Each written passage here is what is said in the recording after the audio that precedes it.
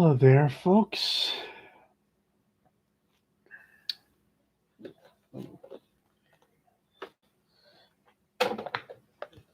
A little bit, so, it's been some time since I did anything for YouTube. Um, let me,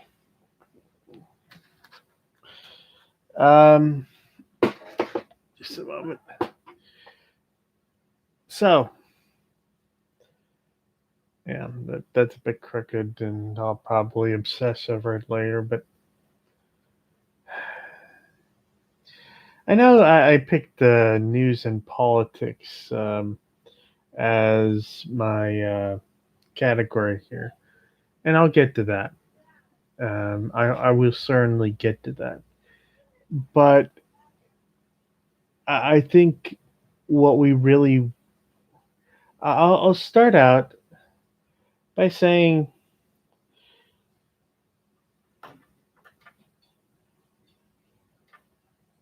it's about Halloween time. It's about that time of year. And so I've been watching a bunch of horror films, sort of as sort of a preparation. Last night I watched a fairly strange, but kind of, you know, deeply disturbing one called Beyond the Black Rainbow, I believe. Um, and it was well, it was entertaining, but I've got I can process weird stuff, which brings us to the two movies, or actually the three movies I saw before that, which were the first three movies in the Hellraiser franchise, which as of this point probably has about maybe three or four more, five more entries in the franchise that basically I have no desire to see.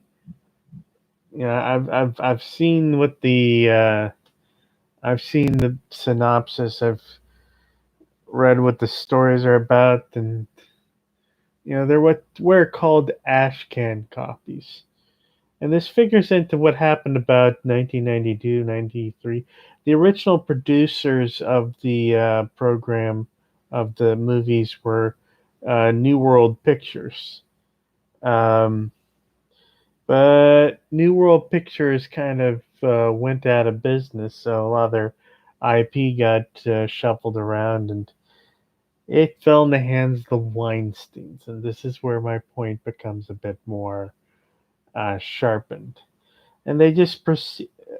And let me explain something about the entertainment industry and the copyright law. The original rights to the characters for that are the including the iconic Pinhead, which actually I think Clive Barker first called the Hell Priest. Uh, is belongs to Clive Barker, of course. He wrote the original story that Hellraiser was based on the Hellbound Heart. There's an amusing and somewhat R-rated joke uh, that one woman, when asked what a good title for the film would be, um, related to the lengths that a woman would go for a good time. Let's just say. But long story short, the rights got sold to the Weinsteins. And watching the third Hellraiser movie, oh my goodness. The first two Hellraiser movies, the people doing the acting in the show acted like they really cared about giving a good performance. Uh, the third movie, Oh my god. Third movie, it's like, this is what happens when you get in the hands of people who just don't give a crap. Who think that horror and sci-fi and fantasy and all these other um, genres give you an excuse to do subpar work because we're so far into pretend we might as well not care what we do because but actually I would argue it goes the opposite way. Doing genre filmmaking, I think, is a more advanced kind of filmmaking, and the folks who do it the best are the ones who understand that. This is why, you know, this is why your Brian Singer, who made the incomparable, you know, Usual Suspects, a classic movie that holds up today. Why that guy did better X-Men movies than Brett Ratner. You get folks who for whom it doesn't really matter if they produce something that's worth a crap. And it's sort of like, okay, um, but let's stop for a moment and consider what it is when somebody sits down to watch a film. What it is they they're actually they're sacrificing time from your life, and being a person who works full time and who for the longest time had to take care of an ailing father now passed away, you learn how precious time can be. And while people will, don't mind being frivolous,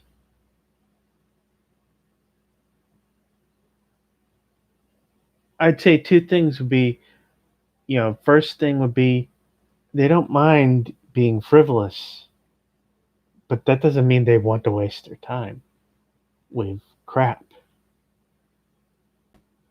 I mean, you can do stuff that's so bad it's good that is, in essence, you know, that's likable. Let's see. Try to turn this up because I keep on getting. But it's one thing. Yeah, you want to make good stuff, even if it's not the highest quality, even if it's not completely serious. You want to make stuff that isn't just perfunctory.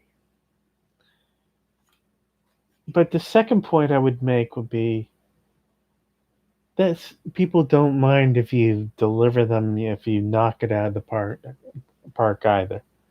They don't mind that. They're not.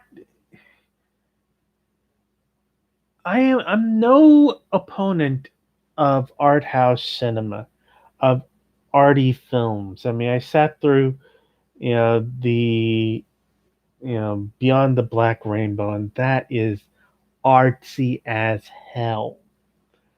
AF, to abbreviate it in a family friendly way. But that's not to say that, what we should be doing is sort of telling our viewers to eat their vegetables. I think that's kind of patronizing of us. If they want to eat their vegetables, have a fine, you know, a, a fine dish of vegetables. Okay, that's their business. That's what they want to do. but they want to enjoy themselves. And with science fiction and fantasy, you have to think a little harder, you have to work a little harder to make things work, I think. Because you're not merely sort of presenting them with it's not merely let's play pretend here. It's you have to kind of stretch your mind a little bit. Because with realistic stuff, you can kind of intuit your way around it because everything is as it's often as you recognize it to be. You don't have you can research things, you can or directly do direct research, say okay, they would have this kind of uniform, they'd be speaking this kind of language, da da da da da da. With science fiction and fantasy, you're in effect having to research something imaginary. You're having to come up with the convincing, complex detail for something that does not exist.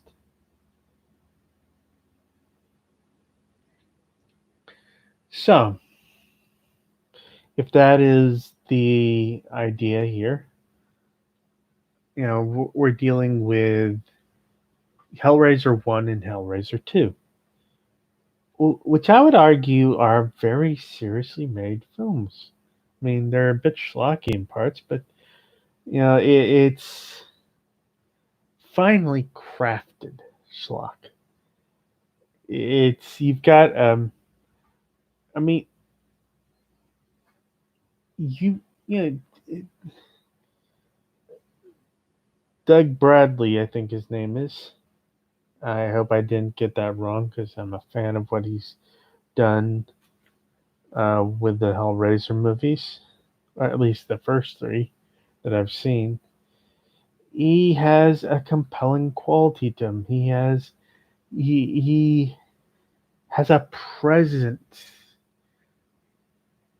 He's not the guy who chases after you with a machete, nor is he's meant to be sort of like Hannibal Lecter before there was an Hannibal Lecter.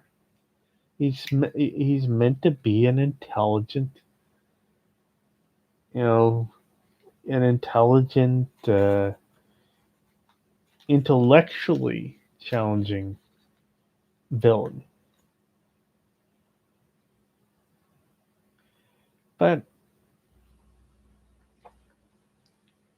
as we go into three and we go on beyond that, they're just. I mean, you have if you want a perfect example of how how the late how the sort of the dimension sort of Weinstein model works. Just look at the performances of the nightclub owner and the young woman who escapes from him and gets drawn back. They're terrible performances. The characters are vapid. They're well groomed. They look model perfect.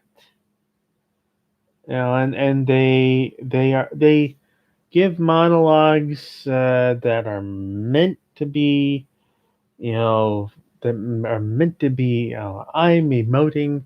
I'm, you know, but it's like you compare the nightclub owner to Frank from the first two films, and it's like Frank. You can understand why uh, the Julia character from the first two films, why that character would fall for him and murder people for him. He's got a charisma to him. this other guy is just a blockhead with a pretty face.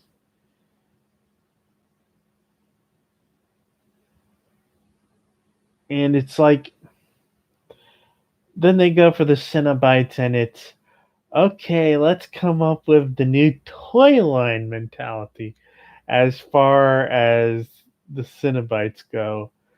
They think, oh, we're just going to be creative by having each one have a gimmick. And it's sort of like, okay, you know, I understand maybe you want to sell figurines with the guy who shoots CDs and the guy with a camera for an eye and all these other things. And it's like, you know, the ones before were great designs, but they were never meant to be anything in particular. So I don't think that's how Clive Barker's imagination works. It's like, you know he had the Chatterer, with that the teeth stretched back, and just this either squinty-eyed or no-eyed appearance. You had the that fat one, who looked like a big bloated sort of thing, and you've got the female Cenobite with that you know with the neck, and you have it's like these were not designed to be understandable as one gimmick or another. They were understood to be they were supposed to be kind of alien, demonic in a inscrutable way. But what happens? I mean, when you get into the hands of folks like the Weinsteins, it's like, okay, we're just going to make this look like um, we're just gonna make a joke out of it. We're just gonna you know make toys out of it. Let's make a PG-13 Hellraiser. Yes, let's make a movie about masochistic demons known for tearing people apart with hooks and chains, and let's make it PG-13.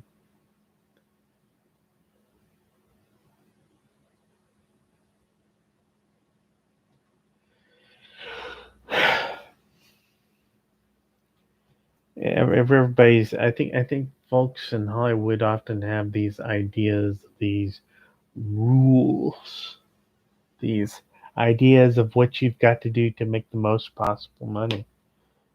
And although I wouldn't dare to say that they don't know anything about what makes money, it's like, okay, at a certain point, the model doesn't work. They managed to take an interesting property and write it into the ground. And why do they do that? Well, it's a concept called an ash can copy. And going back to the direction I started from, like I said, Clive Barker owns the rights to the Hellraiser franchise. And when he made the movies, he sort of he sort of sold them. Well, what they'll do is you sell somebody an option on your property, and that is okay. They're going to make they're going to want to make if they decide to make a movie, they have the right to do so within a certain time period. Like maybe you have 10 years to make the movie, and if you don't make the movie, the rights revert to the original copyright holder. Which in this case, because you know the um, Hellraiser movies are based on a short story on a novella, The Hellbound Heart, which makes it pretty much Clive Barker's character to buy and sell. The trick being that the trick being really that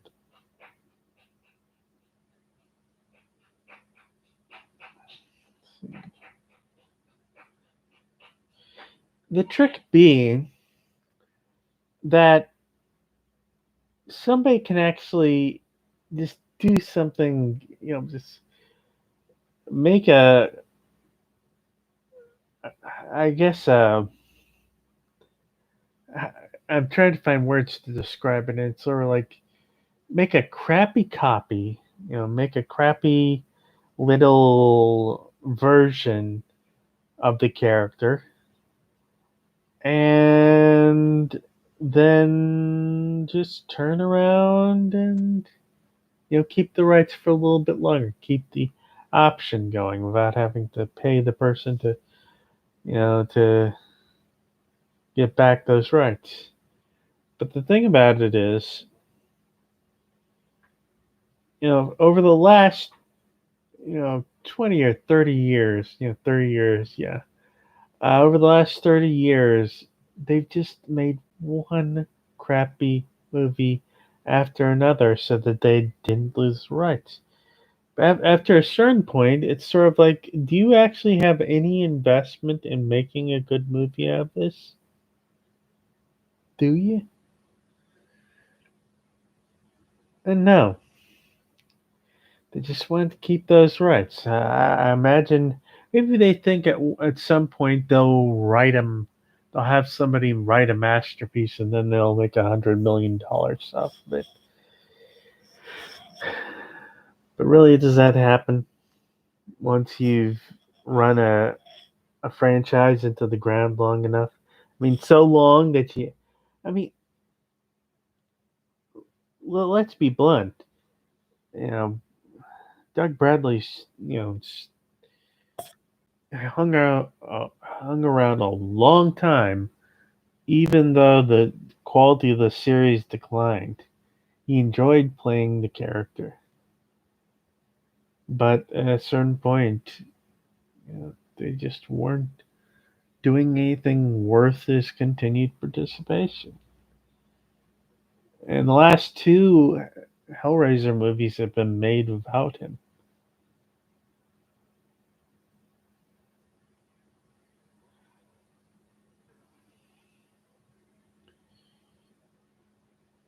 You know, it just seems to me like that seems to be a common attitude.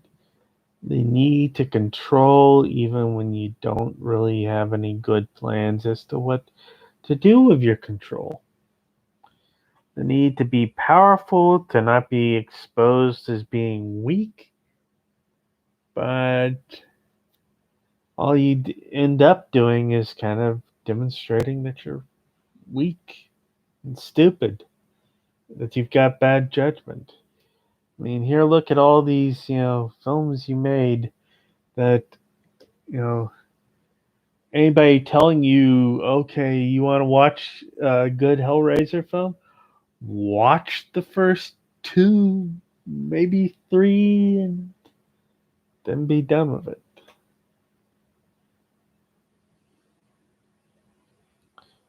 Give me a moment here. I gotta get some water.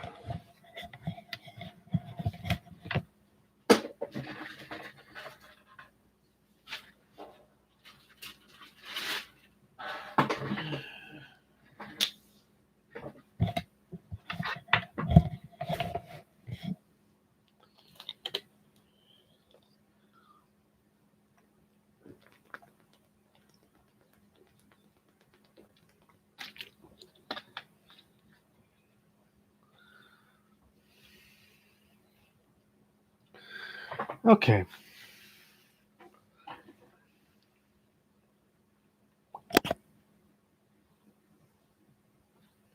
So, how does that pertain to everything else? Well, this is the sort of the attitude of the Republican Party at this point. I mean, folks talk about loving this country, but the hell they're putting the country through, the lies that they're tearing it apart with. There's this sense I need to maintain control. Control. They want to maintain the option on governing the U.S.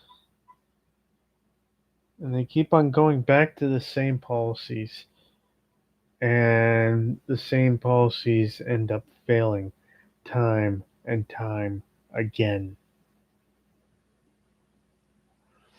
And they're just trying to keep on keep the grift rolling, keep the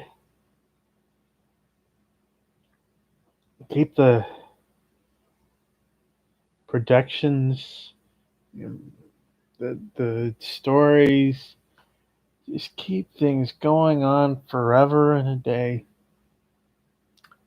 The idea that at some point there'll be some greatness to be had. At some point they'll succeed in doing whatever it is they're wanting to do. And then glory will return. But it's not. The glory isn't returning.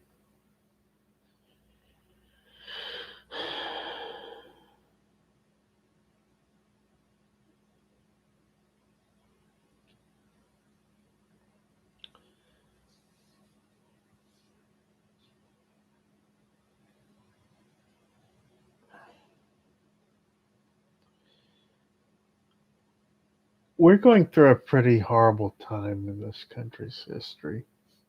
We're going through an incredible ordeal. And it just seems to me that 9/10 of that ordeal is preventable.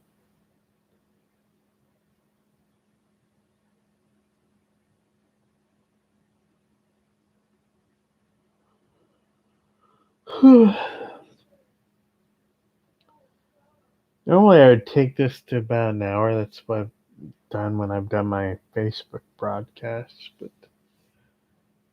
it's let me get to the point so that I can uh, go to sleep at some point tonight.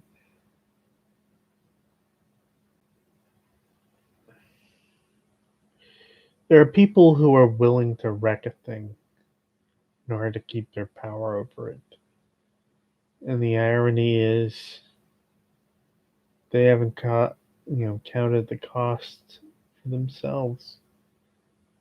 They've just continued to try and pump out repetitions of the same policies again and again. And it's like,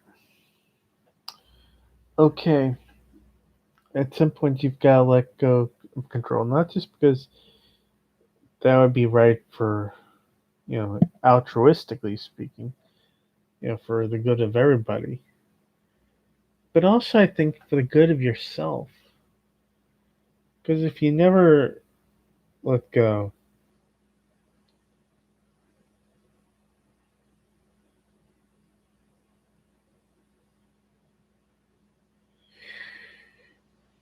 just